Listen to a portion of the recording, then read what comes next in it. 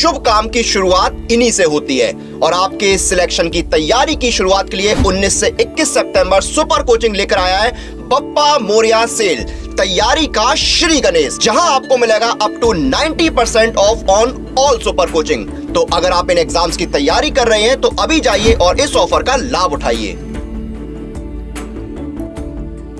हर शुभ काम की शुरुआत इन्हीं से होती है और आपके सिलेक्शन की तैयारी की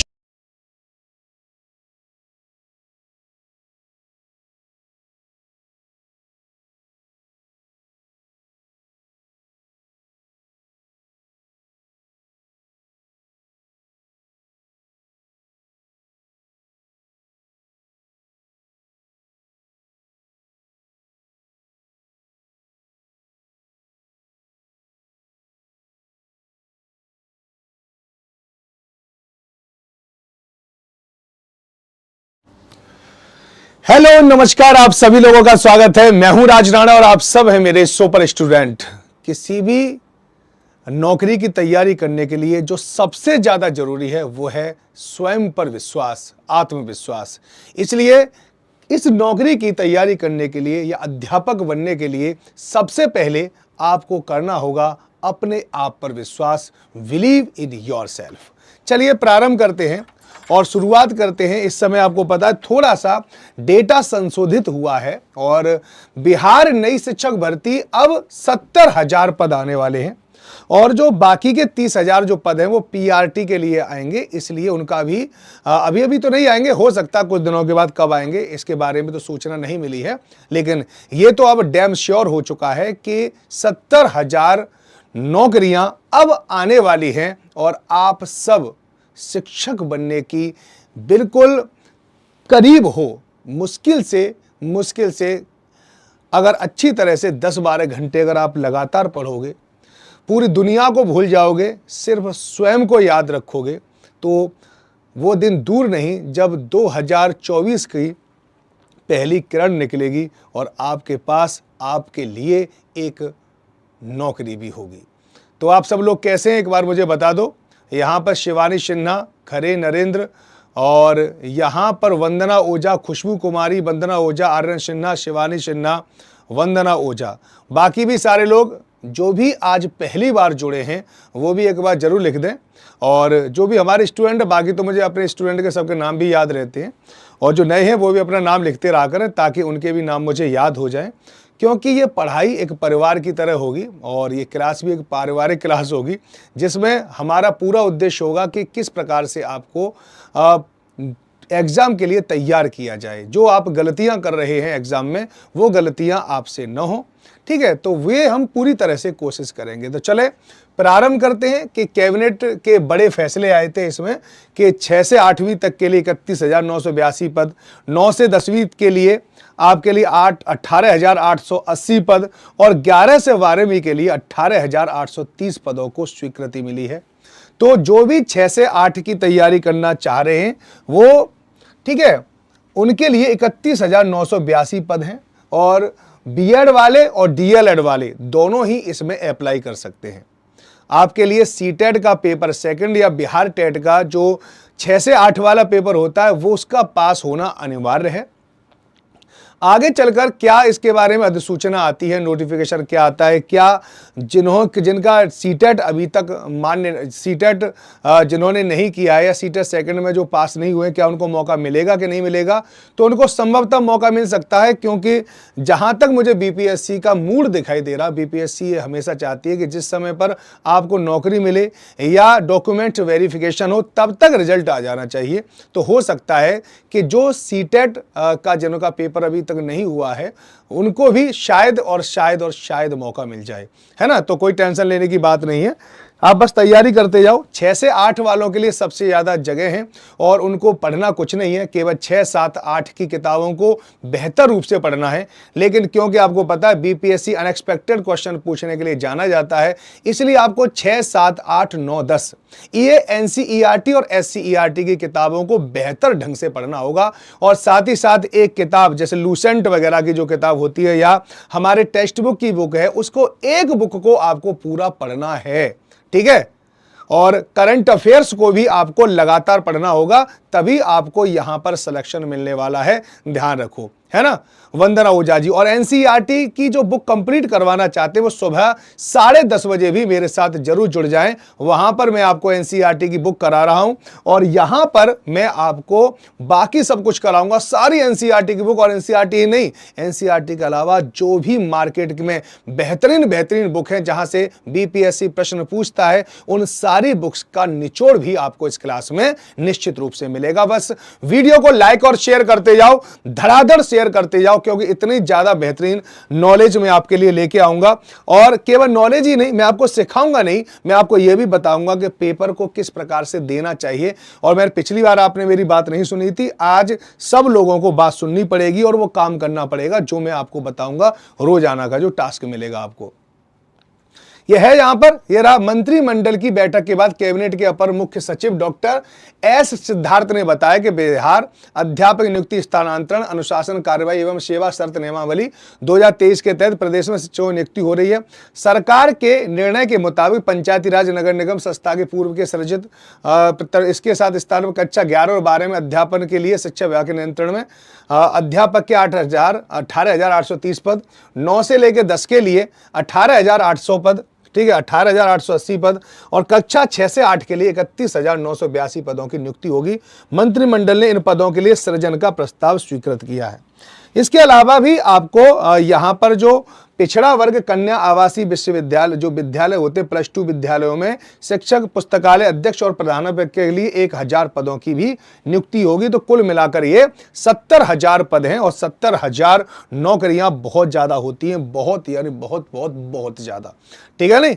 तो अब आपको याद रखो, अब आप तैयार हो जाओ हर एक चीज के लिए। ये है आपका ये चैनल, ये मजबूत चैनल बनाओ, क्योंकि ये आपके परिवार का हिस्सा है, इसे अपने परिवार का हिस्सा बनाना है आपको, ठीक है। आप खुद भी इसको ज्वाइन कर लो और अपने दोस्तों को भी इसके साथ ज्वाइन करवाओ। यहाँ पे आपको मैं बहुत सारी चीजें प्रोवाइड करा दूंगा।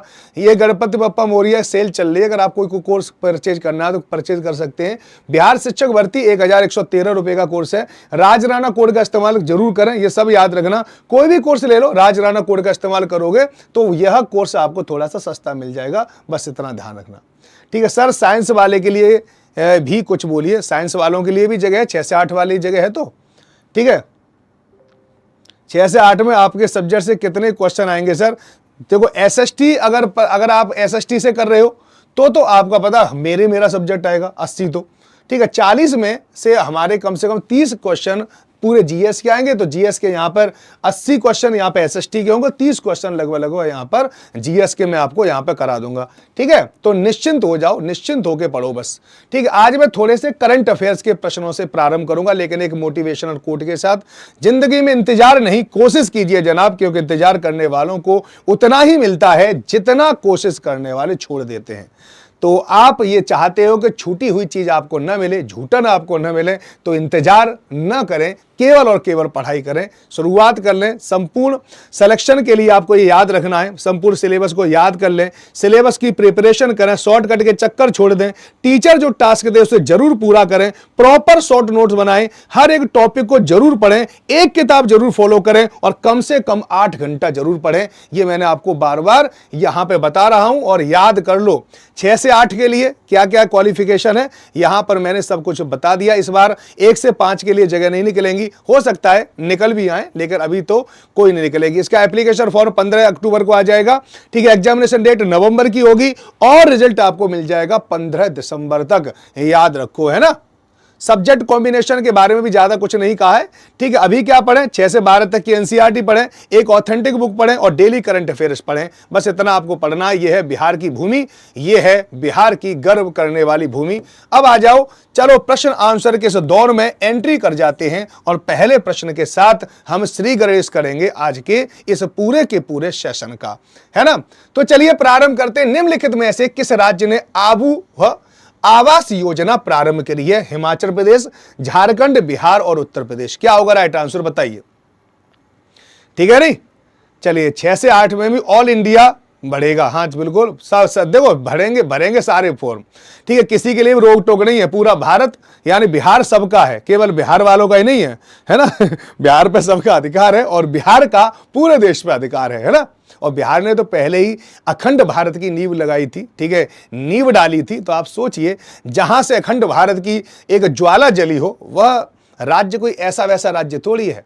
और आप इसका कोई ज़्यादा फर्क नहीं पड़ता, याद रखना, रिजर्वेशन नहीं मिलता बाहर वालों को, तो बाहर वाले बहुत ज़्यादा नहीं आ पाते हैं, ध्यान रखना। चलिए, निम्नलिखित में से किस राज्य ने अबू आवास योजना प्रारंभ करी थी? तो राइट आंसर है झारखंड। ये 2023 की कुछ करंट अफेयर्स हैं, ठीक है, जो आपके प्रश्न में आएंगी, आपके क्वेश्चन पेपर में आएंगी। इनको भी आप अभी से तैयार करना शुरू कर दीजिए और वीडियो को लाइक और शेयर जरूर कर दें अपने दोस्तों के पास, ताकि उन्हें भी एक नौकरी मिल सके, ठीक है, और 2024 में उनके यहां भी खुशहाली आ सके। तो यही सोच के आप इस सारे कामों को कर सकते हैं। उसके बारे में मैं आपको सारी चीजें बताऊंगा, ठीक है, निश्चिंत हो जाओ, सब चीज बताऊंगा मैं आपको, पर भरोसा रखो, लगातार, ठीक है, लगातार मैं आपको सारी चीजें करवाऊंगा आपके, है ना। कितना भी टिपिकल क्वेश्चन कराऊंगा और कोई भी बीच में नहीं बोलेगा कि सर इसको जल्दी करा दो, तेज करा दो। मैं पूरा एनालिसिस कराऊंगा, पूरा, और बहुत ही ज्यादा पता लेवल को आपको पता है, एक होता है हमारा ऑर्डिनरी लेवल, ठीक है, जो सामान्य लेवल चलेगा, फिर मॉडरेट और फिर हार्ड, तीनों लेवल के प्रश्न कराऊंगा आपके, है ना। चलिए, तो योजना का नाम क्या है? अबुआ आवास योजना, ठीक है। राज्य कौन सा है? झारखंड है, ठीक है। कब शुरू हुई? अगस्त 2023 से शुरू होगी, ठीक है, शुरू हो गई है, अगस्त तो निकल चुका है ना, तो यहां पर है। अभी तक नेगेटिव मार्किंग की बात नहीं हुई है। किसने शुरू की है? मुख्यमंत्री हेमंत सोरेन ने शुरू की है। लाभ क्या है? 3 कमरों वाला घर दिया जाएगा, उसके अलावा पैसे दिए जाएंगे। कौन कौन इसके लिए आवेदन कर सकता है? जिनके पास कच्चे घर हैं, ठीक है, जिनके पास घर नहीं है, वो इस योजना के लिए आवेदन कर सकते हैं। तो ये आपको याद रखना है, ठीक है। जैसे प्रधानमंत्री आवास योजना के अंतर्गत 2 करोड़ घर देने का वादा किया गया है, 2 करोड़ में से बहुत सारे घर दिए भी जा चुके हैं। उसी प्रकार से झारखंड सरकार ने भी अपने यहां पर आवास देने के लिए एक योजना चलाई है। ये योजना के बारे में मैंने सब कुछ आपको यहां पर बता दिया है, ठीक है ना। चलो, अगला प्रश्न देखते हैं। प्रश्न नंबर 2 आप लोगों के लिए ये है, निम्नलिखित में से किस मंत्रालय ने DPIIT के साथ सारस आजीविका स्टोर में एक जिला एक उत्पाद वाला वॉल लॉन्च किया है? ये आप आंसर बताओ, ठीक है। सर MP वाले भी भर सकते हैं, बिल्कुल भर सकते हैं। खरे नरेंद्र जी, बिल्कुल। प्रगति सिंह, PGT को पॉलिटिकल साइंस का क्लास लेना है, बिल्कुल मिलेगा आपको पॉलिटिकल साइंस का क्लास, टेंशन मत लो। आप सारे लोग, जो भी जितने भी प्रश्न आपके मस्तिष्क में हैं और जितने आगे उठ सकते हैं, हर एक प्रश्न का जवाब आपको मिलेगा SHT विद राज राणा पर। SHT विद राज राणा पर आप ज्वाइन हो जाएं टेलीग्राम पर, जहां आप मुझसे सीधे वार्ता कर सकते हैं, बातचीत भी कर सकते हैं, और मैं आपके साथ हमेशा जुड़ा रहूंगा जब तक आपका सिलेक्शन नहीं हो जाता, ठीक है नहीं। तो आप सारे प्रश्नों को, जो भी आपके मन में मस्तिष्क में जो उठ रहे हैं, वो सारे प्रश्नों को आप मुझसे जरूर पूछना। चलिए, निम्नलिखित में से किस मंत्रालय ने DPIIT के साथ सारस आजीविका स्टोर में एक जिला एक उत्पाद लॉन्च किया है? क्या होगा राइट आंसर? चलिए जल्दी जल्दी आंसर बताते जाओ। संस्कृति मंत्रालय ने, वित्त मंत्रालय ने, ग्रामीण विकास मंत्रालय ने, या गृह मंत्रालय ने? तो आंसर याद रखना, ग्रामीण विकास मंत्रालय इज राइट आंसर, ठीक है ना। चलिए, 2023 का अंतरराष्ट्रीय युवा दिवस का विषय क्या है? ठीक है, एक बात याद रखना, ये थीम जरूर पूछी जाती है आपसे, और थीम को आपको निश्चित रूप से याद भी रखना पड़ेगा, ठीक है नहीं। पेडागोजी पढ़ाइए, सर हिस्ट्री की पेडागोजी में पढ़ाऊंगा, कुमारी शिखा टेंशन के लिए 10:30 बजे सुबह पढ़ाऊंगा, 10:30 बजे पेडागोजी वहां पे पढ़ाऊंगा, वहां पे देख लें, ठीक है। सर मैं लेट हो गई गीतांजलि कुमारी, लेट मत हुआ करो, मेरी क्लास में तो बिल्कुल टाइम के पाबंद हो जाओ। 3 बजे जिंदगी आपकी एक नया दौर लेगी, ठीक है, नया नहीं वो लेती है, ये आपको पता ही है। जनरल फीमेल में होगी तो क्या भर सकते हैं? हाँ बिल्कुल भर सकते हैं, कोई टेंशन की बात नहीं है सब। और मैंने आपको बताया बार बार कि आप क्वेश्चन वहां पूछ लेना, मुझसे यहाँ पूछ रहे हो बार बार, तो कैसे हिसाब बनेगा, है ना। चलो, 2023 का अंतर्राष्ट्रीय युवा दिवस का विषय क्या है? तो विषय आप याद रखना, क्या विषय है? यह है green skill for youth towards a sustainable world. इनको याद रखना ना, मोस्ट इंपोर्टेंट क्वेश्चन है। ऐसे प्रश्न आपसे बहुत तेरे पूछे जाएंगे, तैयार हो जाओ, ठीक है। ज्यादा से ज्यादा 15 दिनों में आपका स्टेट का रिजल्ट आ जाएगा, ज्यादा से ज्यादा 15 दिनों से ज्यादा आपको नहीं लगेगा। तो याद रखो, अंतर्राष्ट्रीय युवा दिवस, अंतर्राष्ट्रीय युवा दिवस स्वामी विवेकानंद के जन्मदिन पर मनाया जाता है, ठीक है, स्वामी विवेकानंद। अच्छा एक बताओ, स्वामी विवेकानंद का बचपन का नाम क्या था? एक बार जल्दी बताएं, कितने लोग बताएंगे कि इनके बचपन का नाम क्या था? ठीक है, इनके द्वारा सबसे बेहतरीन जो काम किया गया था, आपको पता है कि 1893 में शिकागो में एक सम्मेलन हुआ था, धर्म संसद, और उसमें उन्होंने भारत के धर्म के बारे में पूरे विश्व को अवगत कराया था। ये आपको ध्यान रखना चाहिए, है ना। चलिए, हाँ, इंग्लिश में भी करा दूंगा, अगली बार जो क्लास लेके आऊंगा ना उसमें इंग्लिश में भी होगा। आप तनाव मत लो, तो रियुराज, ठीक है, रियुराज, तो आपके मैं इंग्लिश में भी लेके आऊंगा, टेंशन मत लो। स्वामी विवेकानंद, ठीक है। आगे देखो, हाल ही में निम्नलिखित में से किस राज्य ने चिरंजीवी स्वास्थ्य बीमा योजना के प्रति परिवार कवरेज राशि 10 लाख रुपए से बढ़ाकर 25 लाख रुपए सालाना कर दी है कि नहीं? अब ऐसे ही प्रश्न आपसे पूछे जाएंगे और ऐसे प्रश्न के लिए आप तैयार हो जाओ। अचिंत्या सर, मैं कमजोर हूं तो कोई बात नहीं, आप मुझसे पता सारे लोग मुझसे जरूर बात कर लें, ठीक है। जहां जहां जितना मदद होगा मैं आपको मदद करूंगा, टेंशन मत लो, ठीक है। उसको मजबूत करने के लिए भी हम काम करेंगे। तो आंसर क्या होगा इसमें कि प्रति परिवार कवरेज राशि 10 लाख रुपए से बढ़ाकर 25 लाख सालाना कर दी है। तो राइट आंसर है राजस्थान सरकार ने, ये आपको ध्यान रखना है, ठीक है। ये है चिरंजीवी योजना है, और चिरंजीवी जो योजना है वो स्वास्थ्य बीमा योजना है, ये आपको ध्यान रखना चाहिए, है ना। स्वास्थ्य बीमा यानी स्वास्थ्य कवरेज यहां पर दिया जाता है। अगर आप बीमार हो जाते हो तो हॉस्पिटल आपसे पैसा नहीं लेगा, हॉस्पिटल को सरकार पैसा देगी, इसके अंतर्गत, चिरंजीवी के अंतर्गत, है ना। ये क्या कर सकता है, राजस्थान के प्रत्येक परिवार हेतु 25 लाख के कैशलेस बीमा कवरेज की सुविधा है। 25 लाख तक का बीमा कवरेज दिया जा रहा है स्वास्थ्य में। आप देख लो यहां पर राष्ट्रीय खाद्य सुरक्षा अधिनियम और सामाजिक आर्थिक जनगणना 2011 के लाभार्थियों को पंजीकृत करवाने की आवश्यकता नहीं होगी। बीमा प्रीमियम राज्य सरकार द्वारा वहन किया जाएगा। ये सब है, मैं तो जनरली आपको ऐसे ही बता रहा हूं। योजना का लाभ 1 मई 2021 से प्रारंभ हो जाएगा, ये आपको ध्यान रखना। अगर आप बीमार हो जाते राजस्थान में और अगर आपके पास चिरंजीवी बीमा योजना है तो आपको बिल्कुल भी हॉस्पिटल के बिल से घबराने की जरूरत नहीं है। तो सरकारें, कुछ सरकारें अब काम अच्छा भी कर रही हैं, और स्वास्थ्य और शिक्षा, ठीक है, स्वास्थ्य और शिक्षा में जो भी सरकार ज्यादा से ज्यादा कार्य करेगी, ठीक है, वही बहुत अच्छी सरकार मानी जाती है, ये भी आपको पता होना चाहिए। भारतीय नौसेना किस देश के साथ जायद तलवार नामक द्विपक्षीय, ठीक है, द्विपक्षीय अभ्यास में भाग ले रही है? ओमान, मिस्र, ईरान या यूएई? अगला प्रश्न क्या है आपके, यही है।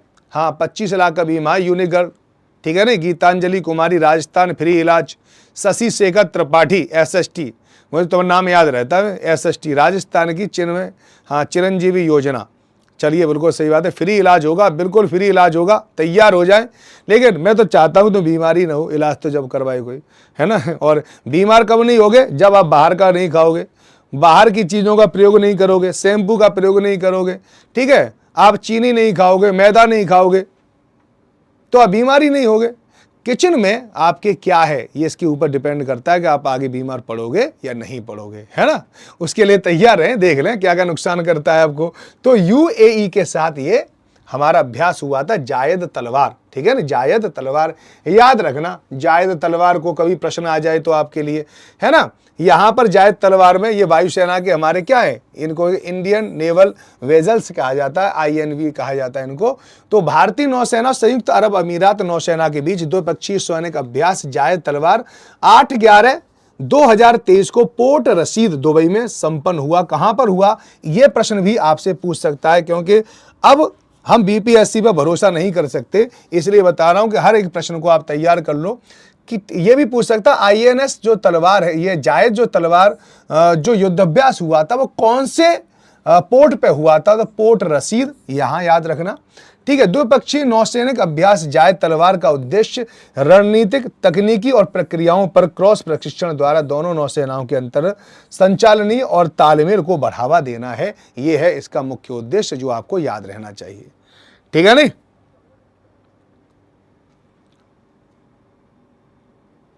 चाय पियो मत, देखो 3 जहर हैं, ध्यान रखना। तुम्हारी किचन में 3 जहर हैं जो आपको नहीं पता होता, एक चीनी, शुगर, एक आपका मैदा, ठीक है नहीं, और एक आपका नमक। इन 3 SMS से आप क्या करें, बस थोड़ा सा दूरी बना लें तो आपकी जिंदगी आसानी से अच्छी और प्यार भरी जिंदगी कटेगी। नमक की मात्रा हमें बहुत कम जरूरत होती है। अब आपने देखा होगा तुम में से बहुत सारे लोगों की उम्र कम होगी, कम उम्र होने के बावजूद भी आपको थायराइड हो रही है। क्यों हो रही है? क्योंकि थायराइड के लिए सबसे ज्यादा जिम्मेदार क्या होता है? नमक। और नमक में क्या होती है? आयोडीन। अब आप नमक ज्यादा खा जाते हो तो आयोडीन की मात्रा हमारे शरीर में ज्यादा हो जाती है, और आयोडीन ज्यादा हो जाती है तो थायरोक्सिन हार्मोन पैदा होता है और पूरे शरीर को निचोड़ देता है। आज आपको कमजोर कमजोर और बहुत कमजोर कर देता है आयोडीन। ठीक है, ज्यादा आयोडीन का खाना, बिल्कुल इतनी सी आयोडीन की जरूरत होती है, लेकिन आप ज्यादा आयोडीन खा जाते हो। इसलिए घर में सेंधा नमक का प्रयोग करें और काले नमक का प्रयोग करें। सफेद नमक का प्रयोग कम से कम करें, ना मात्र के लिए करें, और कम से कम नमक खाएं, जितना हो सके कम खाएं। भारतीय तटरक्षक बल के 25 में प्रमुख के रूप में किसे नियुक्त किया गया है? महानिदेशक राजेश चौहान को, महानिदेशक राकेश पाल को, महानिदेशक विक्रम पठानिया को और महानिदेशक राकेश जोशी को। क्या होगा राइट आंसर? ठीक है नहीं? तो यशराज, आपको क्वेश्चन को जो पता है, अपने शरीर के अंदर ऊर्जा तो महसूस हुई होगी। ठीक है, अगर नहीं खाया होगा तो ऊर्जा महसूस हुई होगी, निश्चित रूप से आपसे बता रहा हूं, है ना? अब नमक भी नहीं खाना है। हाँ बिल्कुल, नमक कम से कम, जितना हो सके कम खाओ, उतना है।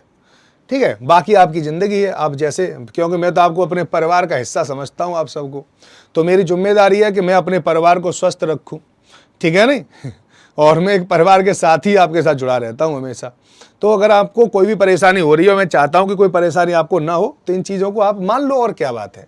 ठीक है, तो वो कौन है? महानिदेशक राकेश पाल हैं, ये आपको याद रखना है, महानिदेशक राकेश पाल। ठीक है, भारतीय तटरक्षक बल के 25वें प्रमुख के रूप में किसे नियुक्त किया गया है? तो ये हो गया आंसर।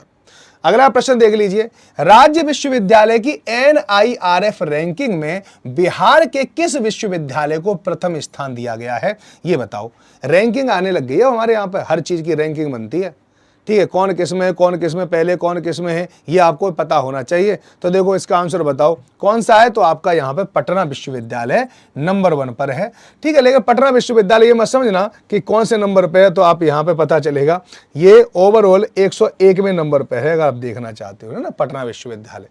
लेकिन अगर आप देखना चाहते हो नंबर 1 पे कौन है, तो national law school of the Indian university, फिर दूसरा नेशनल लॉ यूनिवर्सिटी, फिर NALSAR university law, the West Bengal university of the judicial science, Jamia Millia Islamia new Delhi, इसके बाद Symbiosis law school, Gujarat national law school, Shiksha O, ठीक है, Anusandhan, Indian institute of the technology Kharagpur, Baba Saheb Bhimrao Ambedkar university.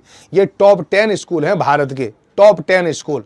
In top 10 स्कूलों को आप अच्छे से याद कर लें, और पटना को 101वीं रैंक दी गई है, अगर आप देखा जाए। ठीक है, अब जब भी रैंकिंग बनाई जाती है तो किसके हिसाब से देखी जाती है? ओवरऑल प्रदर्शन कैसा है उसका, यूनिवर्सिटी के रूप में उसका प्रदर्शन कैसा है, कॉलेज के रूप में कैसा है, रिसर्च इंस्टीट्यूट के बारे में कैसा है, इंजीनियरिंग के मामले में, मैनेजमेंट के मामले में, इनोवेशन के मामले में, एग्रीकल्चर के मामले में, आर्किटेक्चर के मामले में, लॉ के मामले में, दांतों के मामले में, मेडिकल के मामले में, फार्मेसी के मामले में, इतनी सारी चीज़ों को देखा जाता है। ठीक है, इसमें रैंकिंग आती है, इंडियन रैंकिंग 2020। याद रखना इस बात को, थोड़ा थोड़ा तो आपको याद रखोगे ही, ये तो मुझे पता ही है। PDF भी देंगे, बिल्कुल देंगे। ठीक है, अगर आप पढ़ोगे तो पक्का मिलेगी, लेकिन अगर आप केवल PDF लेने के लिए आओगे तो बिल्कुल नहीं मिलेगी, है ना? अब मैं पता है ग्रुप में डाल के सबको पर्सनल PDF भेजा करूंगा कि सबके पास न पहुंचे SST, ठीक है, उस पर, क्योंकि फिर पता है, फिर केवल PDF लेने के लिए आते हैं सारे लोग। निम्नलिखित में से किस व्यक्ति को प्रतिष्ठित लोकमान्य तिलक पुरस्कार 2023 से सम्मानित किया गया है? ये अनदर मोस्ट इंपोर्टेंट क्वेश्चन है। अब क्या भी पता है, लगभग 7 से लेकर 10 क्वेश्चन उसने करंट अफेयर से पूछे थे। अब करंट अफेयर से क्वेश्चन पूछ रहा है तो अभी से तैयार कर लो। ठीक है, ऐसा थोड़ी है पेपर से पहले तैयार करोगे, अभी से तैयार करोगे, आज से तैयार करोगे, तब जाके तैयार होंगे। और एक किताब आप जरूर खरीद लें। ठीक है, किताब जरूर खरीदना है जिसमें पिछले लगभग जनवरी की सारी करंट अफेयर्स हो, वो ध्यान रखना। ठीक है, चलिए, ये तो बहुत अच्छी बात है सोनी कुमारी जी। ठीक है, चलिए बताओ, निम्नलिखित में से किस व्यक्ति को प्रतिष्ठित लोकमान्य तिलक पुरस्कार 2023 से सम्मानित किया जाएगा? नरेंद्र मोदी, द्रौपदी मुर्मू, अमित शाह या एस जयशंकर? ठीक है, आंसर बता दूं यहाँ पे, नरेंद्र मोदी। नरेंद्र मोदी है। तो ये देख लो कौन सा पुरस्कार है। यह पुरस्कार 1983 में शुरू किया गया। तो आपसे एक प्रश्न आ जा सकता है एक और, कि बताओ लोकमान्य तिलक पुरस्कार, ठीक है, कब से प्रारंभ किया गया है? तो 1983 से। बता दूंगा, ठीक है। इसे प्रतिष्ठित लोकमान्य तिलक की पुण्यतिथि 1 अगस्त को लोकमान्य तिलक ट्रस्ट द्वारा दिया जाता है। तिलक स्मारक मंदिर ट्रस्ट को पहले हिंद स्वराज संघ के नाम से जाना जाता था। 1 अगस्त 2023 को लोकमान्य तिलक की 133वीं पुण्यतिथि थी। पुरस्कार के तहत एक स्मृति चिन्ह दिया जाता है, एक प्रमाण पत्र दिया जाता है और 1 लाख रुपया दिया जाता है। यह आपको याद रखना है। भारत की पहली अंडर वाटर मेट्रो रेल सेवा किस नदी पर बनाई गई? अब के ये प्रश्न आपके बिहार शिक्षक भर्ती में भी पूछा गया था, ठीक है। और यहां भी ये प्रश्न मैंने एक बार और आपको दिलवा दिया है। बताइए सर, पेड कोर्स पे आप रहोगे, पीजीटी जीके 40 नंबर, बिल्कुल मैं ही पढ़ाऊंगा, ठीक है, डोंट वरी आपको। पर वहां पे मैं ज्योग्राफी और पॉलिटी ही पढ़ाऊंगा, 2 सब्जेक्ट मैं पढ़ाऊंगा, ठीक है नहीं। और मेरी क्लास बहुत जल्दी शुरू होने वाली है, ज्यादा से ज्यादा लगभग 4 या 5 दिनों में क्लास शुरू हो जाएगी। लेकिन अब के मैं आपको हिला दूंगा, पढ़ाने में ध्यान रखना। और अगर वास्तव में पढ़ें, अगर आपको सिलेक्शन लेना हो तभी मेरी क्लास को ज्वाइन करें, क्योंकि किसी की मैं बात नहीं सुनूंगा। इस बार में मैं जो भी टास्क दूंगा आपको टास्क पूरा करना पड़ेगा, चाहे कुछ भी हो जाए। मैं इस बार आपका सिलेक्शन, ठीक है, दिलवा के रहूंगा, ठीक है। और बहुत बेहतरीन पढ़ेंगे, बहुत ही बेहतरीन पढ़ेंगे। और जो भी मैं आपको पढ़ाते पढ़ाते जो बात बोलता हूं ना, जो मुंह से मेरी बात निकलती है, वहां से बहुत सारे प्रश्न आते हैं। पिछले सारे प्रश्नों को दिखा दूंगा जो आपके आए थे, ठीक है। एनालिसिस जो मैं करता हूं एक एक चीज की, उन एनालिसिस में से क्वेश्चन आते हैं। यहां पे लिखता नहीं हूं, मैं बोलता हूं। इसलिए मेरी क्लास को थोड़ा सा अच्छे से सुना करो, ठीक है, थोड़ा दिमाग से सुना करो तो बहुत सारे प्रश्न हो जाएंगे। भारत की पहली अंडर वाटर कहां पर है? हुगली नदी के नीचे, यानी कोलकाता में है, कोई यहां चलाई गई थी। अगर आप देखना चाहते हैं कि countries first metro has conducted it's trial run under the Hooghly river, लिखा है हुगली रिवर कोलकाता, ठीक है। तो अब बताओ, नदी के अंदर भी आपको मेट्रो चलती हुई दिखाई देगी। भारत वास्तव में विकास कर रहा है। इससे पता चलता है कि भारत विकास कर रहा है। ज्यादा पुरानी घटना नहीं है ये, अप्रैल 14, 2023 की है, ये आपको पता होना चाहिए। निम्नलिखित में से किस राज्य के मुख्यमंत्री ने सशक्त महिला ऋण योजना प्रारंभ की है? महिलाओं को सशक्त बनाने के लिए उनको ऋण दिया जाएगा, कर्ज दिया जाएगा, है ना। और अब इसका आंसर बता दीजिए। चलिए बताइए कि निम्नलिखित में से किस राज्य के मुख्यमंत्री ने सशक्त महिला ऋण योजना शुरू की थी? उत्तराखंड ने, राजस्थान ने, हिमाचल प्रदेश ने और छत्तीसगढ़ ने। क्या होगा राइट आंसर? बताइए। नर्मदा गुप्ता जी, गीतांजलि कुमारी, वीटी कुमारी, है ना, रियू, तुम्हारा नाम क्या है? रियू राज ही कहते हैं आपको, है। एग्जाम कैसा गया आपका? भूल गई, है ना। चलिए पूजा धड़े में अभी तक कोई भी मेढक या चूहा नहीं आया, क्या है? शाबाश, यही काम करते रहा करो तुम, चूहा और मेढक ही पकड़ते रहा करो, है। सब सर क्लास कब लॉन्च होगी? लॉन्च तो हो गई क्लास तो हो रही है, क्लास ले लो। तो आंसर क्या है इसमें? Himachal Pradesh. 3 is right answer, है ना। हिमाचल प्रदेश सशक्त महिला ऋण योजना के तहत कितना रुपया तक का लोन दिया जाएगा? उत्तर क्या है? हिमाचल प्रदेश सशक्त महिला ऋण योजना के तहत महिलाओं को 21,000 से 1,01,000 रुपया तक का लोन दिया जाएगा। इस लोन पर कितना ब्याज लिया जाएगा? तो 8.51% की ब्याज आपसे ली जाएगी। हिमाचल प्रदेश सशक्त महिला ऋण योजना के अंतर्गत कौन आवेदन कर सकता है? तो महिला, इसके लिए कोई भी महिला ऑनलाइन और ऑफलाइन दोनों माध्यमों से आवेदन कर सकती है। ये बताओ, आईसीसी विश्व कप 2023 भारत में होने वाला है, ये तो पता है ना। और अब इसका ब्रांड एम्बेसडर घोषित किया गया है। ब्रांड एम्बेसडर से क्वेश्चन जरूर आता है, तैयार कर लेना अपने आप को, है ना। तैयार करोगे क्योंकि पेपर में आएगा। आईसीसी विश्व कप 2023 का ब्रांड एम्बेसडर कौन है? तो तुम्हारा जवान है ना। चलिए, जवान फिल्म, ठीक है। शाहरुख खान को ब्रांड एम्बेसडर नियुक्त किया गया है। और इन्होंने अभी आवाज दी है, ये आपको पता है कि जब ये लॉन्च किया था ना, कि तो उसमें इन्होंने अपनी आवाज दी है, ठीक है। तो इनको शाहरुख खान को ब्रांड एम्बेसडर भी बनाया गया है। और ये भाई साहब की फिल्म बनी थी जवान, ठीक है। भाई इस समय पर ये जवान नहीं है, लेकिन इनकी फिल्म जवान ने खूब पैसा कमाया है, ठीक है। अंधाधुंध पैसा कमाया। और फिल्म अच्छी भी है, देखोगे तो आपको अच्छी भी लगेगी, ठीक है। नहीं ये मत कहना सर फिल्म देखने के लिए भेज रहे हो हमें, मैं नहीं भेज रहा हूं, आपकी मर्जी है, जाओ मत जाओ, है ना।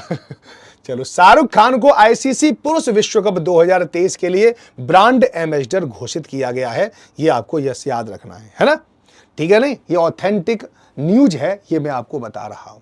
आगे चलते हैं। निक्षय मित्र को पंजीकृत करने वाले भारत का पहला राज्य कौन बना है?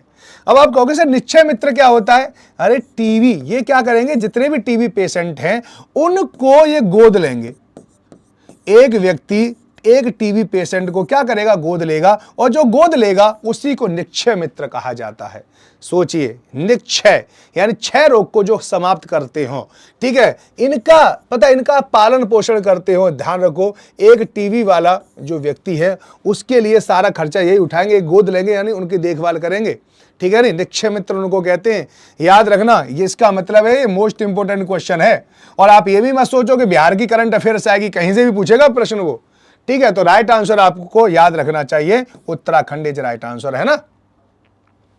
3 नवंबर 2022 को उत्तराखंड के स्वास्थ्य मंत्री डॉक्टर धन सिंह रावत, ठीक है, ने बताया कि प्रधानमंत्री टीबी मुक्त अभियान में सबसे अधिक निक्षय मित्रों का पंजीकरण कर उत्तर प्रदेश देश में पहला स्थान बना है। उत्तराखंड का पहला स्थान आया यहां पे, ठीक है। प्रमुख बिंदु क्या है कि उत्तराखंड टीबी मरीजों की औसत संख्या के आधार पर देश भर में सर्वाधिक निक्षय मित्र पंजीकृत करने वाला राज्य बना। निक्षय मित्र के रूप में निर्वाचित प्रतिनिधि, राजनीतिक दल, गैर सरकारी संगठन, कोऑपरेटिव संस्थान जैसे समेत कोई भी व्यक्ति पंजीकृत कर सकता है। निक्षय मित्र के रूप में प्रत्येक व्यक्ति एक या एक से अधिक टीबी रोगियों को कम से कम 1 वर्ष तक गोद में लेकर उपचार करेगा, यानी गोद लेकर उसका उपचार करवाएगा। यह आपको याद रखना चाहिए, है ना। ऐसे प्रश्नों को आप तैयार कर लें, ठीक है, अच्छी तरह से। ओके, चलो, और ज्यादा मैं आपको नहीं बताऊंगा क्योंकि और ज्यादा प्रश्न आपसे आएंगे नहीं, यहीं तक प्रश्न आएंगे। ओके, चलो अगला प्रश्न देख लेते हैं। निम्नलिखित में से कौन सा उष्ण कटिबंधीय मरुस्थल नहीं है, यह आपको बताना है। अटाकामा, अरेबिया, गोबी और कालाहारी। पहली बात तो यहां पर 2 चीज का उल्लेख किया गया, प्रश्नों को तोड़ते हैं। अब हम प्रश्नों को तोड़ तोड़कर उसकी गहराई में जाएंगे। यहां पर क्या है, उष्ण, उष्ण माने क्या है, गर्मी जहां पर पड़ती हो। कटिबंध क्या होता है, 2 अक्षांश के बीच की जो दूरी होती है उसको कटिबंध कहते हैं। यानी उष्ण कटिबंध आपको कहां मिलता है, कर्क रेखा और मकर रेखा के मध्य में, ठीक है नहीं।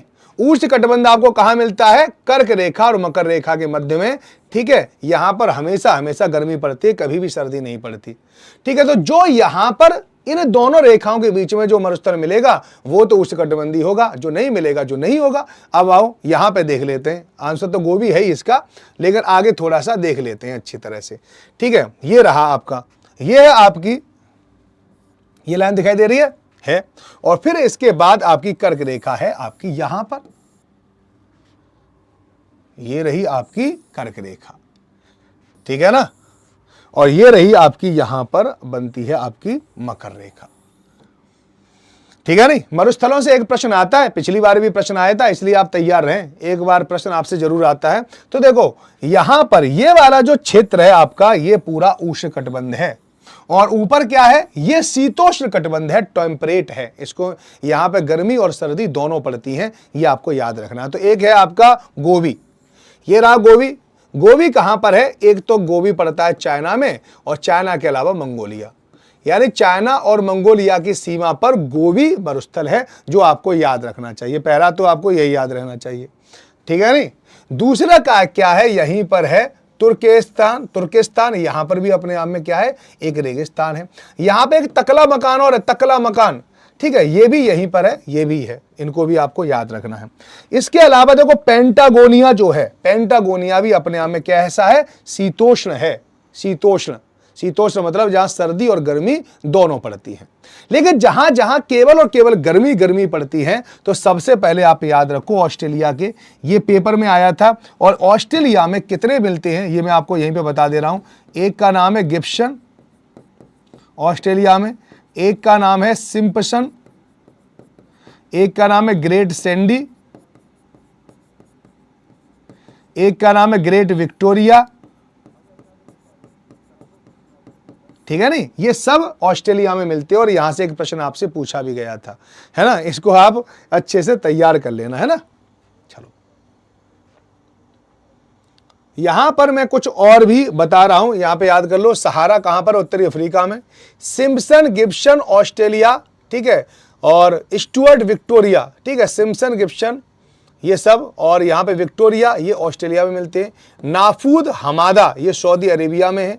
गोबी कहां पर है, मंगोलिया और चीन में है। कालाहारी बोत्सवाना में है, ठीक है, ये आपको याद रखना। तकला मकान चीन और के सिक्किम प्रांत में है। सोनोरोन जो मरुस्थल है वो मैक्सिको में है। नाबीब नामीबिया में है। काराकुम तुर्कमेनिस्तान में है। थार भारत और पाकिस्तान में है, सोमालिया रेगिस्तान सोमालिया में, अटाकामा ठीक है उत्तरी चिली में है, क्यूजिल कुम कहां पर, उज्बेकिस्तान में है, दस्त ए लुत ईरान में है, दस्त ए कबीर ये भी ईरान में है, मोहावे कहां पर है, अमेरिका में है, संतूर अमेरिका में, शेरा नेवेदे अमेरिका में, पेंटागोनिया अर्जेंटीना में है। ये 20 हैं और इनको आप याद कर लो, ठीक है, याद करने पड़ेंगे, ये जरूरी है क्योंकि ऐसे ही प्रश्न आपसे खूब पूछे जाते हैं। और मैं ठीक है, मैं आपको बता रहा था नहीं, मैं अब भी पता सारी पीपीटी तो मैं आपको दिखा दूं जो मैंने पढ़ाया था, तो एक भी प्रश्न ऐसा नहीं मिलेगा जो आया नहीं था, ठीक है। पीजीटी पीआरटी वालों उनसे, टीजीटी वालों से पूछना, पीजीटी वालों से पूछना, एक भी प्रश्न ऐसा नहीं था जो मैंने पढ़ाया नहीं होगा, ठीक है नहीं। और पीआरटी में जो एनालिसिस किया था, एनालिसिस से प्रश्न आए थे, उसने सीधे सीधे प्रश्न ही नहीं पूछे थे। निम्न में से कौन सी अमेरिका मूल निवासियों का मूल स्थान है, ये प्रश्न आप बताओ अमेरिका में कौन सी घास के मैदान पाए जाते हैं। सर इसको शेयर कर दीजिएगा टेलीग्राम पर, गीतांजलि 100% ठीक है शेयर किया जाएगा, निश्चित बिल्कुल हो जाओ। और वीडियो को लाइक शेयर कर दो, बताओ 87 लाइक हुए हैं और 185 लोग देख रहे हैं, 200 से ज्यादा लोग देख रहे थे अभी, ठीक है नहीं, तो आप इस काम को कर दो, ठीक है ना। चलो, तो निम्नलिखित में से कौन सी अमेरिका मूल निवासियों का निवास स्थान है, प्रश्न का आंसर बताइए। लीजिए, हम थोड़े साइड हो गए, सर को ही साइड कर दो, पढ़ाऊंगा कैसे फिर मैं, है ना। चलिए तो अमेरिका के मूल निवासी, ठीक है, इसका मतलब अमेरिका में कौन सा घास का मैदान पाया जाता है, ये ध्यान रखो। तो प्रेरी घास का मैदान आपको कहां मिलता है, उत्तरी अमेरिका में। कहां मिलता है आपको, उत्तरी अमेरिका में, ठीक है। एक बात याद रखना, याद भी तो रखना है ना ये, ठीक है। तो यहां पे याद रखो प्रेरी, प्रेरी से एक शब्द निकाल लो परी, और परी क्या करती है, आसमान से उतरती है। यही तो कहते हैं परी, वो परी थी, वो आसमान ऐसी लग रही थी, आसमान से अभी अभी उतरी है, तो उतरी है, उतरना, तो उत्तर, उतरने से क्या बन जाएगा, उत्तर, उत्तर अमेरिका, बस याद रखना, ठीक है। परी कहां पर है, उत्तरी है, यानी उत्तरी अमेरिका में, ठीक है, उत्तरी यानी उत्तरी अमेरिका। तो अब आप कभी इसको भूल नहीं पाओगे, बस सीधी बात ये है, ठीक है नहीं। चलिए, इसके अलावा मैं आपको सारे घास के मैदानों को यहां पे थोड़ा सा दिखा दे रहा हूं, क्योंकि यहां पर एक महत्वपूर्ण प्रश्न आपसे जरूर पूछता है। देखो, घास के मैदान कहां होते हैं, जहां पर 25 सेंटीमीटर से के आसपास वर्षा होती है, ठीक है। जहां पर 25 सेंटीमीटर के आसपास वर्षा होती है वहां घास के मैदान होते हैं, ठीक है। और घास के मैदान भी 2 प्रकार के हैं, घास के मैदान भी बेटा 2 प्रकार के होते हैं, ये बात ध्यान रखना। ये आपकी भूमध्य रेखा है, ये आपकी क्या है, मकर रेखा है, और ये आपकी कर्क रेखा है। इसके बीच में जो कुछ होगा वो अपने आप में क्या है, उष्ण कटिबंध है, ट्रॉपिकल जोन है, इस बात को तो रट लो। इसके ऊपर जो आपको दिख रहा है वो क्या है, टेम्परेट जोन है यहां पर, ठीक है हाँ जी, एक बात बताओ, ऊपर क्या है, टेम्परेट जोन है, नीचे क्या है, टेम्परेट जोन है। यहां सर्दी और गर्मी दोनों पड़ती हैं। सर्दी और गर्मी को मैं जैसे लिखूंगा आप सुनना, सर्दी को लिखेंगे शीत और गर्मी को क्या लिखते हैं, उष्ण। दोनों को जोड़ दो तो क्या बन जाएगा, शीतोष्ण। क्या बन जाएगा, शीतोष्ण। यानी शीतोष्ण वो जगह है जहां पर सर्दी और गर्मी दोनों पड़ती है। यहां पर देखिए, यहां पर क्या है, उष्ण लिखा हुआ, उष्ण। उष्ण माने क्या, गर्मी, ठीक है। तो जहां पर केवल और केवल गर्मी पड़ती है। अब आपसे प्रश्न पूछ लेता है, याद रखो, तो देखो प्रेरीज घास का मैदान ये रहा, ठीक है। ये कहां पर है, शीतोष्ण इलाकों में है, ये आप अच्छे से ध्यान रखो। तो प्रेरीज कहां पाया जाता है, उत्तरी अमेरिका में। और यहां पर पाया जाता है स्टेपीज। स्टेपीज कहां पाया जाता है, यूरोप में और एशिया में, ठीक है नहीं, यूरोप और एशिया में। वैसे भी याद रखना कि यूरोप क्या है, जब भी हम कभी घूमने जाते हैं तो हमें स्टे करने का मन कहाँ लगता है, हम कहाँ लगाते हैं, यूरोप में। चलो एक बार मस्त बढ़िया तरह से थोड़े देर यूरोप में स्टे करें, मजा आ जाएगा, ऐसे तो कहते हैं। तो याद रखना, यूरोप में हम क्या करते हैं, स्टे करना चाहते हैं, यूरोप में स्टे। यानी यहाँ पर क्या, इंग्लैंड है, यहाँ पर जर्मनी है, यहाँ पर स्विट्जरलैंड है। स्विट्जरलैंड कहाँ पर है, यूरोप में है। तो यूरोप में आप स्टे करते हो, ये आप याद रखना, ठीक है ना। नहीं, तुम्हारे में वो चल रहा होगा, वैसे रुक नहीं रहा है, मेरे साथ, मेरे सामने भी मोबाइल में चल रहा है, तो कोई टेंशन की बात नहीं है। विलम्ब से मत आया करो रुद्र यादव, मैं तो चाहता हूं आपका सिलेक्शन हो तो टाइम पे आओ, है ना। तुम समय की कद्र करोगे तो समय भी तुम्हारी कद्र करेगा, सीधी बात ये है ना। अब आ जाओ यहां पर नीचे, नीचे आ जाओ। एक यहां पर है पंपास, ये है पंपास, देखो कहां पर पहुंच गए, शीतोष्ण पंपास। ठीक है, तो यहां पंपास कहां पर है, अर्जेंटीना में है। यहां पर एक नाम क्या है, टीना, ठीक है नहीं, तो ऐसे याद रखना, टीना पास आओ, ऐसे करके याद रखना, टीना पास आओ, ऐसे याद रखना। तो इसमें अर्जेंटीना कहीं नाम आपको दिखाई दे जाए, वहां पर किसी लड़की का नाम दिखाई दे जाएगा ना, टीना, तो टीना से आप पास, ठीक है, पंपास को आप आराम से याद कर पाओगे, है ना। ऐसे करके जोड़ के याद करनी होती है चीजें हमें, और कुछ नहीं है ना। और यहां पर आपको मिलेगा, ऑस्ट्रेलिया में भी है, उसका नाम है डाउन्स, ठीक है नहीं। ऑस्ट्रेलिया में क्या है, डाउन्स, याद रखना, ऑस्ट्रेलिया डाउन्स। और बेल्ट कहां पर है, बेल्ट है दक्षिण अफ्रीका में। बेल्ट कहां पर है, दक्षिण अफ्रीका में, यह भी आपको याद रखना है ना। तो कुछ चीज ऐसी आपसे अपने आप याद कर लिया करो, जोड़ के, ठीक है। बहुत सारे तो ऐसी ट्रिक भी होती हैं जिसे हम बता नहीं सकते यहां पर, ठीक है, लेकिन हम ऐसे भी याद करते हैं। पापा के कुत्ते होते हैं। चलिए, तो ऐसे याद रखना, बेल्ट, बेल्ट कहां पर है, अफ्रीका, दक्षिण अफ्रीका से कोई जुड़ रहा है।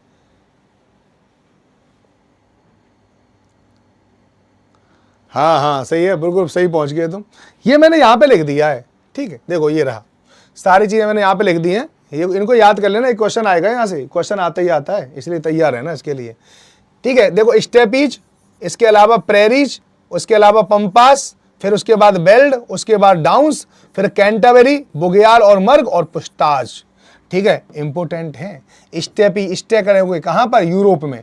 प्रेरी यानी परी कहां उतरेगी, उत्तरी अमेरिका में, ठीक है। पंपास, पास कौन आएगी, टीना, ठीक है। बेल्ट यानी बल, बल कहां पर है, यानी बलवान व्यक्ति कहां पर है, अफ्रीका, याद रखना, ठीक है नहीं। जैसे यानी ये याद रखना कि जैसे अफ्रीका मिल जाए वो बहुत ज्यादा बलवान हो जाता है ना, बेल्ट। उन्हें बल आ जाता है इस तरह से। डाउन्स, डाउन्स माने नीचे होता है, तो ऑस्ट्रेलिया नीचे ही है, ठीक है। अगर आप देखोगे तो सबसे नीचे ऑस्ट्रेलिया ही आपको दिखाई देता है। कैंटरबरी, कैंटरबरी कहां पर है, न्यूजीलैंड में है, ठीक है, न्यूजीलैंड, कैंटरबरी, याद रख लेना इसको। बुग्याल और मर्ग वो कहां पर है, भारत में, ये हिमाचल प्रदेश उत्तराखंड में मिलते हैं आपको, ये आपको याद रखना है ना। और इसके अलावा पुस्ताज, ये हंगरी है, हंगरी पुस्ताज, ठीक है, याद रखो। ये उष्णकटिबंधीय घास के मैदान है, सवाना, कीनिया में, तंजानिया में मिलता है। कैंपास, ब्राजील में मिलता है। लानोज, कोलंबिया और वेनेजुएला में मिलते हैं। क्वींसलैंड, उत्तर पूर्व ऑस्ट्रेलिया में। सेल्वास, अमेजन में मिलते हैं, मोस्ट इंपोर्टेंट है सेल्वास, ठीक है नहीं। पार्कलैंड अफ्रीका में मिलता है, मोस्ट इंपोर्टेंट है। और पटाना श्रीलंका में मिलता है, ये भी मोस्ट इंपोर्टेंट है, इनको आप अच्छे से याद रख लो, ठीक है।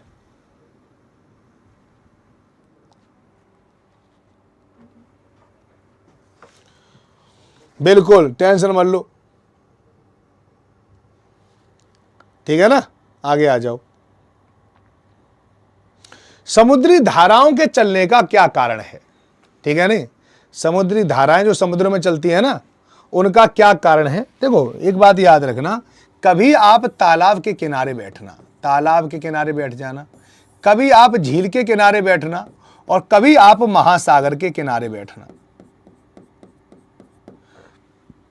तीनों के आप किनारे बैठे हैं, क्या अंतर आता है ये बता दो बस, ठीक है। SSTG है ना, ऑस्ट्रेलिया में बेबी डाउन्स, हाँ ऐसे करके याद रख लो, याद कर लो, जैसे अपना बनाना चाहो बना लो। सर प्लीज गुरुजी स्क्रीनशॉट लेना है, स्क्रीनशॉट में मैं आ जाऊंगा तो कोई प्रॉब्लम हो जाएगी है। बंद ना हो जा। चलो मैं इसका पता PDF डाल दूंगा, टेंशन मत लो, तनाव मत दो, तुम्हें स्क्रीनशॉट लेने की जरूरत नहीं पड़ेगी, है ना। तो मैं PDF डाल दूंगा, वहां से स्क्रीनशॉट अपने आप लेते चलना। आज मैं डाल दूंगा, आज वाली इसका PDF मैं आपको प्रोवाइड करा दूंगा, है ना। और मैं आपको पूरी ज्योग्राफी का नोट्स भी आपको प्रोवाइड कराऊंगा, ठीक है, हैंड रिटन नोट्स, ठीक है, हाथ से लिखा हुआ नोट्स मैं आपको पूरा प्रोवाइड करा दूंगा, ठीक है, जिसमें मैं हर एक चीज को खुद अपने हाथों से लिखूंगा, ठीक है, बताऊंगा कि कौन कौन सी चीज इसमें पढ़नी है और कौन कौन सी चीजें इसमें आपको छोड़नी है ना। तो चलो, समुद्री धाराओं के चलने का क्या कारण है, प्रश्न तो ये है।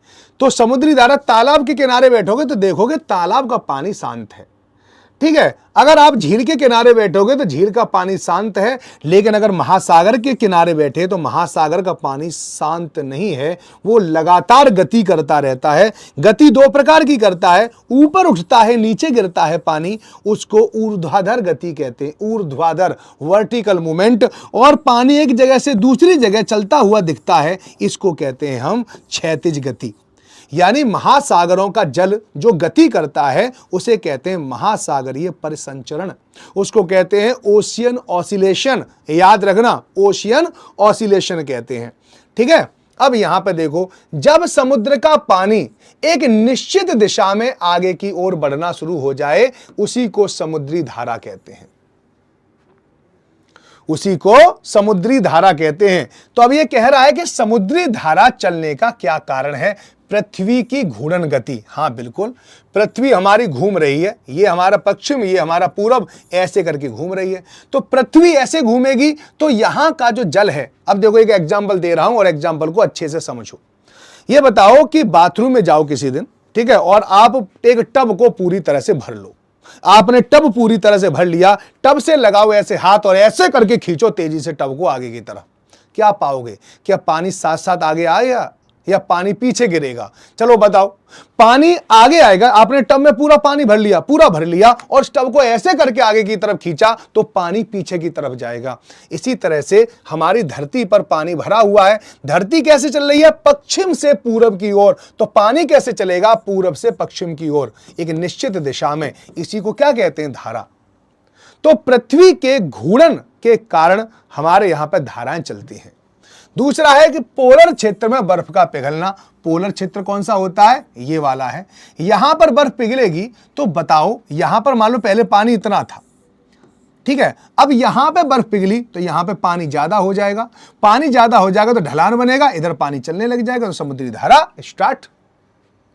समुद्री धारा स्टार्ट। तो यह भी आंसर सही होगा। वाष्पीकरण, यहां पर यह पानी बिल्कुल सीध में है, अब वाष्पीकरण यहां पर हो रहा है तो वाष्पीकरण से पानी कम हो जाएगा, यहां पे गड्ढा बन जाएगा तो इधर का पानी इधर चलने लग जाएगा। ठीक है, तो धाराएं स्टार्ट। घनत्व क्या होगा? जहां पर घनत्व ज्यादा होगा वहां पर पानी घना होगा और पानी नीचे बैठ जाएगा, और जैसे ही पानी नीचे बैठेगा ऊपर वाला पानी इधर चलना शुरू कर देगा, शुरुआत। तो सभी चार ये आंसर हो जाएगा। D is right answer. ठीक है, डी इज राइट आंसर। सबसे धाराएं उत्पन्न होती हैं, याद रखना, है ना। अगला प्रश्न देखो, मलोका क्या है? मलोका एक प्रजाति है, एक प्रकार का घर है, एक वन्य जीव है, या मलक्का का निवासी? बताइए मलोका क्या है? मलोका बताइए। ये आपका पता है, ये आपकी 6 से 8 वाली एनसीईआरटी से प्रश्न है, ठीक, वहां से आपको प्रश्न बताना है। तो चलिए जल्दी जल्दी इसका आंसर बता दीजिए। हाँ, हवा भी उल्टी चलती है, सीधी बात है, ये तो सामान्य बात है। अब यहां पर आप आंसर बता दीजिए कि मलोका क्या है? एक प्रजाति है, एक प्रकार का घर है, एक वन्य जीव है, मलक्का का निवासी है। तो एक प्रकार का घर है जो ब्राजील में बनते हैं। याद रखो, मलक्का देखना है तो इस प्रकार का घर बना रहता है ना, इस प्रकार का घर है, और इस घर को आप अच्छे से याद रखना। इस घर के बारे में आपको अच्छी तरह से याद रखना, इसलिए मैंने आपको यहां पर दिखाना प्रारंभ कर दिया है ना। लद्दाख में पाए जाने वाले गोम्पास क्या कहलाते हैं? बौद्ध मंदिर, बकरी की प्रजाति, साल की किस्म, या बौद्ध भिक्षु? क्या होगा राइट आंसर? बता दीजिए। इस क्लास में कुछ भी नहीं छूटेगा, मैं आपको बता रहा हूं, चाहे एनसीईआरटी हो, मैं आपको पूरी एनसीईआरटी कराऊंगा, यहां पर वादा है तुमसे। एससीईआरटी पूरी करवाऊंगा और एक किताब आपको हर एक सब्जेक्ट की पूरी कराऊंगा, लेकिन आपको इसके लिए साथ देना पड़ेगा। ठीक है, मजबूती से मैं पढ़ाऊं तो मुझे लगे कि मैं स्टूडेंट को पढ़ा रहा हूं, और मैं पढ़ाऊं तो आपको लगे कि हाँ आप पढ़ रहे हो। लेकिन मैं पढ़ाऊं और मुझे लगेगा कि आप नहीं पढ़ रहे हो, तो फिर पता मेहनत करने में मज़ा नहीं आता। मैं चाहता हूं मैं मेहनत करूं और आप उस मेहनत का फल जरूर दें मुझे, ठीक है, लेकिन अंततः उसका फ़ायदा आपको ही होगा, ठीक, लेकिन फिर भी आपको मेहनत तो करनी पड़ेगी। तो ये क्या गोम्पास क्या होते हैं? गोम्पास क्या होते हैं? ये बौद्ध मंदिरों को गोम्पास कहते हैं ना। एज राइट आंसर ये है। यहाँ पे गोम्पास दिखाई दे ना, ये रही लद्दाख में, यहाँ पर बौद्ध मंदिर मिलते हैं और बौद्ध मंदिरों को क्या कहते हैं? गोम्पास कहते हैं। तो दैट्स द राइट आंसर। बहुत सारे लोगों का गलत आंसर आया, ध्यान रखना, ध्यान रखा करो इस चीज को, गलत नहीं होना चाहिए। निम्न में से कौन जहाजों के नौकायन में सहायता करता है? बताओ। यानी नाव चलाने में कौन कौन सहायता करता है, यह प्रश्न आपसे पूछा। देखो ऐसे प्रश्न, ये प्रश्न क्या होते हैं? ये प्रश्न होते हैं थिंकिंग पर। अब से थिंकिंग वाले प्रश्नों को भी मैं आपसे करवाया करूंगा। कम से कम 10 क्वेश्चन रोजाना थिंकिंग वाले लेके आया करूंगा। जब आप थिंकिंग करोगे, ठीक है, सोचोगे, ठीक है नहीं। चलिए सर इंग्लिश में लाइए, इंग्लिश में है तो सब। अरे भले मानसो, ये इंग्लिश में है नहीं संग संग, किसने कहा इंग्लिश में लाइए? गुलाम सबीर यार देख तो लो इसको, है देख रहे हैं इसको, क्या कर रहे हो तुम? यहां पे देखो, आ जाओ, ठीक है। Which of the following help the selling of the ship, यानी निम्नलिखित में से कौन जहाजों के नौकायन में सहायता करता है? ऐसा क्षेत्र जहां गर्म समुद्री धाराएं और शीत समुद्री धाराएं मिलती हैं। समुद्री धाराओं का क्षेत्र, उच्च ज्वार क्षेत्र और कम ज्वारी क्षेत्र। बताओ क्या राइट आंसर होगा? कौन सहायता करता है, ठीक है नहीं। चलिए तो यहां पर क्या होगा? समुद्री धाराओं का क्षेत्र। समुद्र का पानी जब एक जगह से दूसरी जगह जाएगा तो वहां पे आराम से नाव चलेंगी, है ना? बिल्कुल। यहां पे देखो, ऐसा क्षेत्र जहां गर्म और समुद्री धाराएं, शीत समुद्री धाराएं मिलती हैं, वहां पर कोहरा हो जाता, कोहरा। और कोहरे में जब हमें दिखाई नहीं देगा तो जहाज दिखाई देंगे तो एक जहाज दूसरे से टकरा जाएगा, ठीक है, लोग मर जाएंगे उसमें। तो ये सहायता कहां कर रहा है? तो नुकसान को रहा है। उच्च ज्वार क्षेत्र जहां पर पानी बहुत ऊंचा उठ जाता है, वहां पे नाव लेके जाओगे अपनी, है। निम्न ज्वारी क्षेत्र जो बहुत नीचे पानी चला जाता है, तो जहाज लेके जाओगे, यानी वो कोई सहायता कर रहा है नौकायन में, ठीक है। तो ये आपको अच्छे से याद रखना है। अगला प्रश्न पे चलते हैं, यहां छोड़ते हैं ये। यहां पर आपसे कुछ सुमेलित करने के लिए कहा है कि कौन सा बंदरगाह कहां पर है। विशाखापट्टनम बंदरगाह आंध्र प्रदेश, एन्नोर बंदरगाह तमिलनाडु, कोचीन बंदरगाह केरल, कांडला बंदरगाह महाराष्ट्र। कौन सा सुमेलित है? केवल एक और दो, 1, 2 और 3 और उपरोक्त सभी। क्या होगा राइट आंसर? बताओ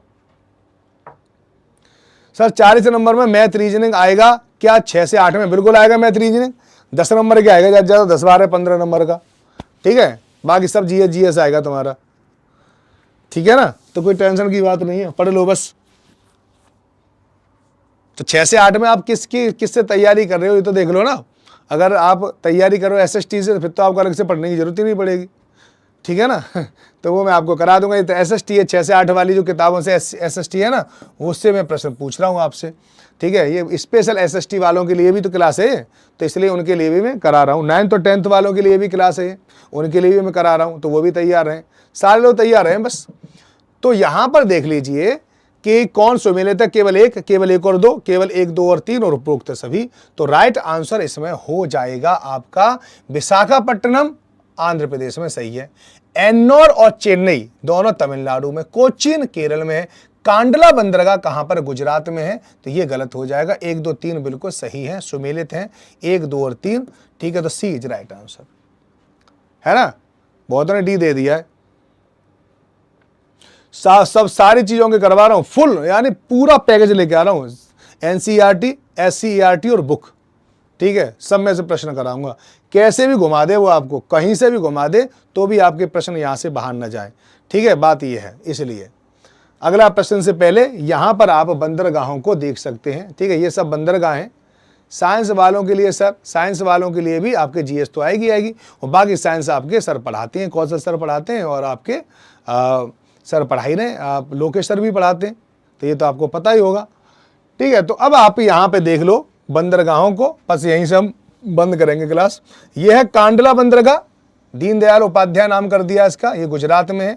इसके अलावा मुंबई महाराष्ट्र में है, जवाहरलाल नेहरू महाराष्ट्र में है, पणजी गोवा में है, मर्मगोवा गोवा में है, मैंगलोर यहाँ पर आपका कर्नाटका में है, कोचीन जो है वो केरल में है। याद रखना यहाँ पे देखो मर्मगोवा, गोवा लिखा हुआ तो गोवा में है, सीधी बात है। मैंगलोर बेंगलोर यानी कर्नाटक है, कोचीन केरल में तो शुरुआत से पता ही होगा, टूटीकोरन तमिलनाडु में, चेन्नई तमिलनाडु की राजधानी है, एन्नोर तमिलनाडु में, ठीक है। इसके अलावा यहाँ पर विशाखापट्टनम आंध्र प्रदेश में, पारादीप उड़ीसा में, हल्दिया यहाँ पर वेस्ट बंगाल में। इनको भी आप अच्छे से याद कर लेना, है ना। मैं आपको पीडीएफ प्रोवाइड करा रहा हूँ, अभी पीडीएफ पे देख लेना आप अच्छे से, ठीक।